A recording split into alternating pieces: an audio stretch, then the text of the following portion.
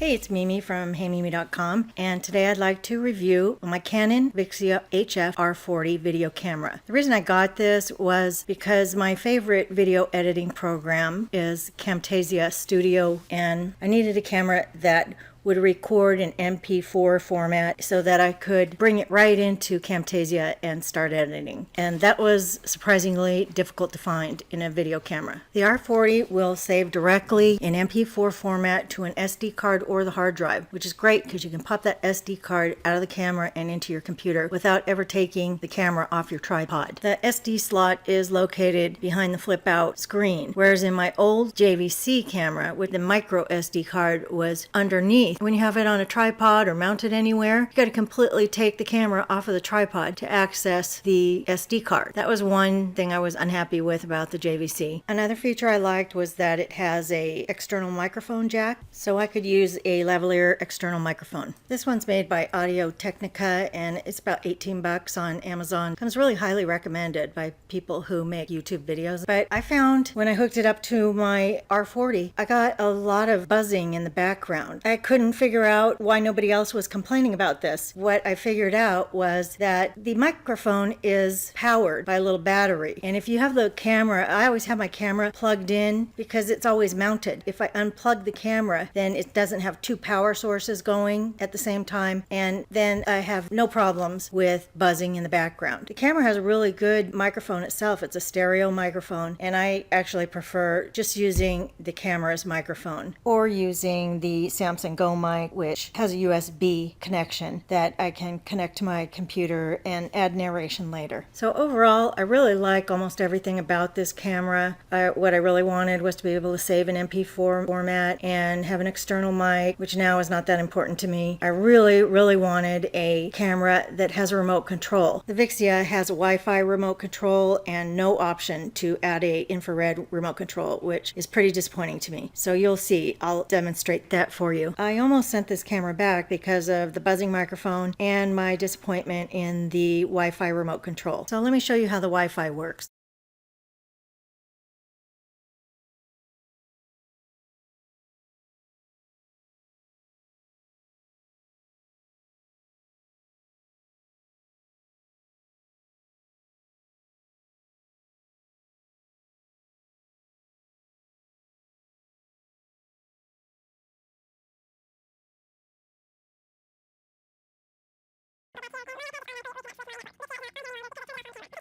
This is what I had with my JVC. This thing is like 8 years old, probably 10 years old. And I could just zoom in, zoom out, start and stop. That's all I really want to do. And I don't want to keep reaching up to the camera. Plus, every time I do, I get vibration like this. And I don't want that going on in my tutorials. So I need to be able to flip my screen around. I need to be able to zoom in and zoom out. And I like to start and stop so that I don't get like this action going on every time I make an adjustment to the view. And I don't think that's too much to ask. Why in the world camcorder companies decided that nobody cares about that is just nutty to me. I don't get it. I know they're trying to make them smaller and lighter, but this is no good. Okay, so hopefully someone can answer that question for me. Is there a adapter that I can get so that I can use a LANC link remote to work with this camera? There's a USB port, but I think it's USB out. There's an HDMI port, and then there's a mic and a headphone. I don't know if there's AV, but maybe through the HDMI or one of those ports, maybe I could use some kind of adapter. I think I saw something on Amazon about an adapter, but I don't know if it'll work with this camera. I would be delighted if it did, because then I'd have everything I want with this camera. It's getting dim outside, and I just have 2-foot fluorescent lighting on my desk here. I'll turn that down, and I think the lighting quality is, well, it's good enough for me. There's a reviewer who does like cooking videos, and we're doing a pretty similar production,